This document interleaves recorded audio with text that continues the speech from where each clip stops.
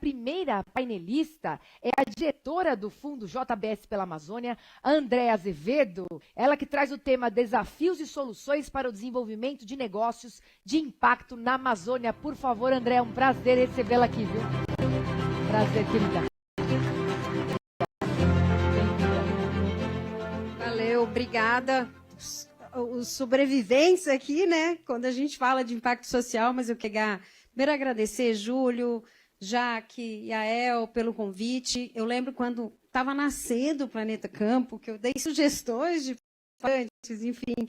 Que bom, que orgulho ver essa caminhada. E é assim que a gente faz a coisa ficar cada dia mais sólida. Prazer encontrar com todos aqui. O Fábio, né, e o outro rapaz aqui que ganhou o prêmio, desculpa, esqueci o nome, já deu a deixa da minha fala aqui, né? A gente tem uma emergência climática, é sério, não é brincadeira, vocês assistiram isso aqui. Isso impacta na pobreza, na fome, a produção de alimentos, segurança alimentar. Mas, num país como o Brasil, países em desenvolvimento, a gente tem uma questão muito premente, que é a questão social. E veja, por mais que todos os outros países, viu, Edu, querem ajudar e etc., eles estão olhando o quanto de floresta tem, a emissão e etc. A questão social, a gente tem que olhar para o próprio umbigo, a gente tem que dar conta de resolver isso, com política pública, com parceria público-privada, empresas privadas e governo, e a gente tem que olhar para isso. Claro, se a gente tiver dinheiro externo, de clima, da onde for, maravilha, vamos agregar, né? Mas a gente realmente tem que olhar para isso. Eu vou falar que eu não quero demorar, porque vocês estão cansados, embora tenham várias coisas ainda aqui para acontecer. Deixa eu ver se eu dou conta de manejar isso aqui. Ah, tá, aqui. Eu vou, para quem não conhece a Amazônia, que bom que tem 2 premiados aqui, que também está no estado que é considerado a Amazônia Legal, que é o Maranhão. Eu vou falar muito rapidamente aqui desse conceito das 5 Amazônias. Tem gente que falou que tem 7, mas deve ter muito mais realmente que 5. De grosso modo, gente, o que a gente tem? A Amazônia, ela é muito, às vezes, mitificada. A Amazônia é um jardim botânico, só tem floresta, ou a Amazônia só tem desmatamento. Não é nada disso. A Amazônia é mega diversa, assim como é o Brasil. E ela tem que ser, porque 60% do nosso território é formado pela Amazônia Legal. Ou seja, se a gente tira a Amazônia Legal, ou mesmo o bioma amazônico, que responde a 50% do território, a gente tira metade do Brasil. Então, a gente tem uma riqueza não só ambiental, mas uma riqueza social com mais de 200 etnias indígenas com línguas próprias, gente. Isso é uma riqueza. A gente tem, então, esse mapa foi feito de acordo com a quantidade de vegetação remanescente. Então, deixa eu só ver, onde que faz a luzinha? Aqui, deixa eu ver. Não tem? Ah, tá, legal, tá bom. Nessa parte verde é onde a gente tem a maior parte, né, da Amazônia, que a gente chama de Amazônia conservada, que é essa parte mais pristina. O que você tem de atividades econômicas ali? Você tem extrativismo, possivelmente projetos de carbono e tudo mais. Então, ali é uma área que você tem muitas unidades de conservação, terras indígenas, e o tipo de política que a gente precisa para desenvolver, para trazer sustentabilidade é diferente, por exemplo, dessas áreas vermelhas, que são áreas mais consolidadas, onde está o agro mais tecnificado, né? A gente está falando de produção de soja, milho, gado na mesma área. E a gente tem uma área amarela, que a gente chama de floresta sob pressão, que ainda a gente tem, na maioria dos municípios, 80%, em torno de 80% de vegetação, mas tem pressão, e é onde a gente tem os desmatamentos, ocorrem com mais frequência, né, em mais intensidade. E a gente tem uma parte não florestal ali, que é cerrado, basicamente, dentro da Amazônia Legal, e uma coisa super importante. 75% de toda a população, de quase 30 milhões, tem gente que fala 25, outros 30 milhões de pessoas que habitam os estados da Amazônia Legal, eles estão em cidades, 75%. Então, a gente tem uma vasta maioria de políticas públicas que precisam ser endereçadas também para as cidades. Bom, isso é para dar um panorama, e o fundo ele trabalha na Amazônia Legal como um todo, né, uma iniciativa que foi iniciada em 2020 pela empresa JBS, e a gente trabalha principalmente com 2 frentes de ação. A gente trabalha com aqueles... Primeiro, o nosso público é uma população mais vulnerável, que precisa realmente de algum tipo de apoio para conseguir trabalhar no seu negócio, para conseguir ter um desenvolvimento socioeconômico, né? E a gente trabalha, então, com áreas abertas, que é 20% hoje da Amazônia, principalmente agricultores familiares, pequenos produtores, para que aumente a produtividade. E também a gente trabalha com essa área de floresta em pé dentro do que a gente chama de bioeconomia, apoiando cooperativas, né? O meu próximo colega aqui é da OCB, vai falar das cooperativas, a importância que as cooperativas têm para os agricultores familiares e para a Amazônia como um todo. Bom, então, falar um pouquinho, dar um breve diagnóstico de como que é a pecuária dentro e como que enquadra os desafios principais dos pequenos produtores de pecuária na Amazônia.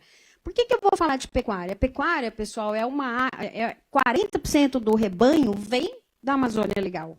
Né? Mato Grosso, vocês sabem, é um grande produtor e ela está dentro da Amazônia Legal. E a gente sabe que dessa quantidade, né, dessa cadeia, 78% é formada por pequenos produtores, ou agricultura familiar, como queira. Só que essa distribuição, veja, aqui, num rápido pirâmide aqui da distribuição, a gente vê que desses 78%, 19% de fato, está lá produzindo carne. Então, a gente tem que fazer com que eles sejam mais produtores de carne, né? Então, você vê que aqui tem uma inequalidade, assim, tem uma distribuição que a gente precisa melhorar dentro da pirâmide da cadeia da pecuária. Né? Então, a gente tem só ali no topo 5% de estabelecimentos que produz 54% das cabeças. E é muito importante que isso e todas as tecnologias cheguem aos outros produtores. Isso aqui, muitos de vocês sabem, mas é mais ou menos a dinâmica do que acontece hoje na pequena propriedade dentro da Amazônia. Então, você tem, nessa primeira desenho aqui, um recém-desmatamento, você tem uma produtividade, né, relativamente alta. Com o passar dos anos, como não tem investimento para continuar essa produtividade, começa a degradação, e com a degradação, há necessidade, para manter o mesmo nível de rebanho, de novas áreas. Isso é o famoso corte-queima, ou slash and burn, em inglês, enfim. E assim acontece. Quais são os desafios para a gente mudar esse ciclo? Aqui você tem basicamente 3 desafios, 3 grandes desafios, talvez 4.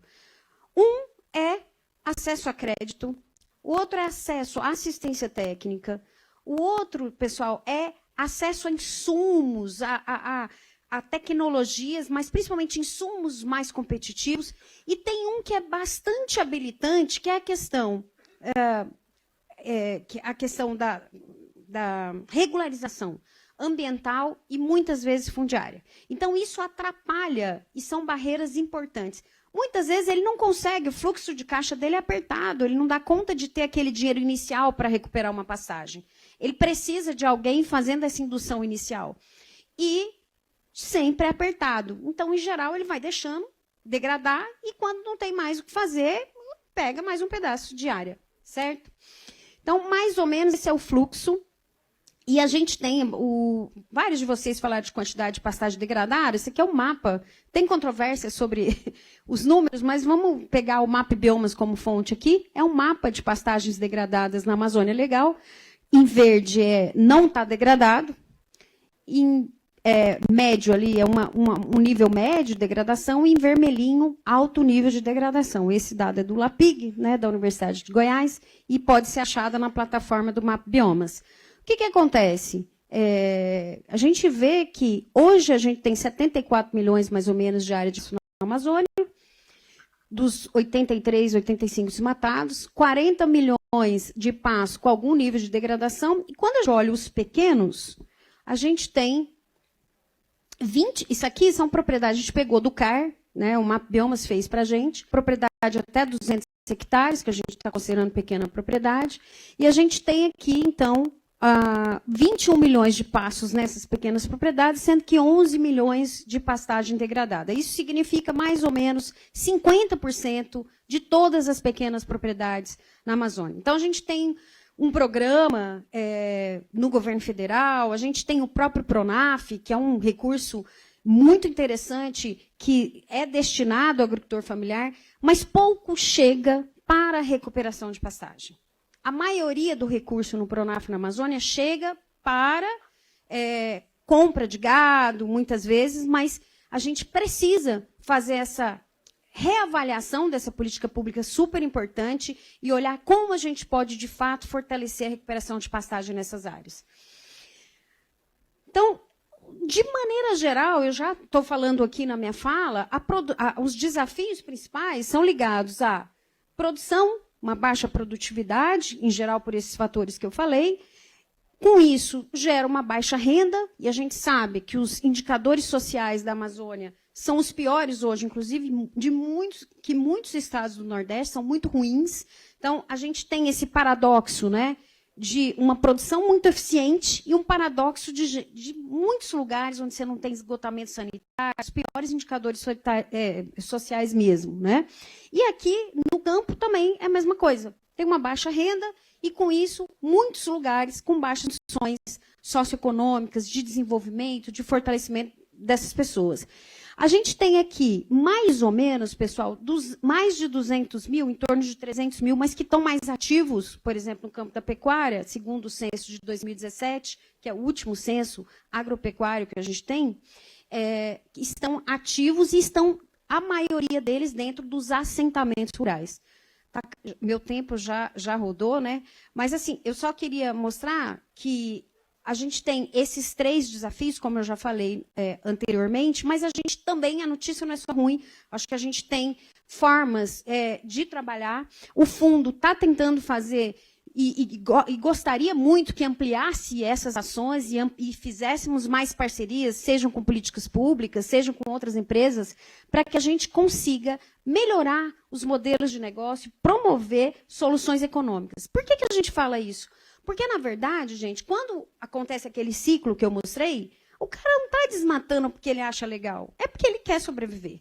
Então, a gente precisa, muitas vezes, mais do que só a fiscalização, super importante, comando e controle. Mas, para esse público, a gente precisa dar as condições para que ele consiga melhorar o seu negócio, a parte econômica. Se a gente não fizer isso, é enxugar gelo. Porque ele não vai pagar multa, ele não vai deixar de fazer isso. Então, assim, realmente não dá para contar só com comando e controle para reduzir desmatamento. Não só para o pequeno, para o grande, para o médio, para todos, mas esse é o público mais vulnerável dentro da cadeia, certo? De todas, não só da pecuária. Então, esse programa Juntos, que a gente lançou ano passado, foi justamente para achar novos modelos de negócio. O fundo já opera com um projeto grande, com mais de 1.500 famílias ali na região transamazônica, né? Mas ainda um projeto de um modelo um pouco mais tradicional, onde o ponto principal é a assistência técnica. De tudo que eu falei aqui, gente, assistência técnica é o que vai dar acesso à tecnologia, a crédito, a melhorias na produtividade. É vital. Não sei se tem alguém aqui do governo federal, mas esse é um ponto que a gente precisa sentar junto com as empresas, discutir junto. Como é que a gente faz? Não vai ter uma coisa só. Acho que serão várias soluções, né? Então, realmente, esse é um ponto super importante. Junto com isso, a gente lançou um negócio, né? O fundo também investe, faz investimento, não só doações, em negócios de impacto. E esse negócio ele faz uma parceria rural com um pequeno produtor, em que ele permite com que ele acesse crédito, ou seja, além da parceria no gado comercial, ele tem uma parceria em todas as dificuldades e barreiras que ele tem. Então, é um elo da cadeia ajudando o outro. E esse hub de negócio, o negócio chama Rio Capim, infelizmente ele não estará hoje aqui, estaria, mas ficou justamente no Pará, preso ali onde é a fazenda. Ele pode ser uma cooperativa, ele pode ser uma grande fazenda, em que ele parceriza com o pequeno, não só comercialmente, mas também nessas barreiras. Então, já concluindo aqui é o projeto que eu falei para vocês. A gente teve a grata, na última medição de impacto, surpresa de que já tem 3 anos esse projeto, 47% da renda desses produtores aumentaram. Aqui a produção de gado e safra de cacau, eles fazem um rotacionado intensivo e também sistema agroflorestal junto. O pequeno produtor precisa de variabilidade, precisa de diversificação, né? Todo mundo precisa, o pequeno produtor mais ainda. E aqui, então, a gente está trabalhando com um modelo inovador de assistência técnica, comercialização direta, vamos começar a comercializar diretamente para o frigorífico, para ver se aumenta a renda, se tira o intermediário. E aí tem que ter um sistema de financiamento diferenciado e fortalecimento das cooperativas de cacau na região, que a OCB provavelmente vai falar, que é super importante o papel das cooperativas. Pena que não tem para a pecuária, a gente tinha que fomentar mais isso para o pequeno, né? Bom, pessoal, rapidamente é isso, depois eu vou voltar aqui ao palco com os outros painelistas, mas só para dar aí um vislumbre de que é possível ter solução, mas a gente tem que se unir com as políticas públicas, tem que se unir com as empresas privadas, com os produtores, e a gente consegue superar aí os nossos desafios. No não tem. Tinha um último slide que é do BNDES, da Tereza Campelo, uma fala dela, que fala muito isso, né? A emergência climática está aí, mas nós temos uma emergência social na Amazônia e a gente tem que trabalhar junto para superar isso. Obrigada.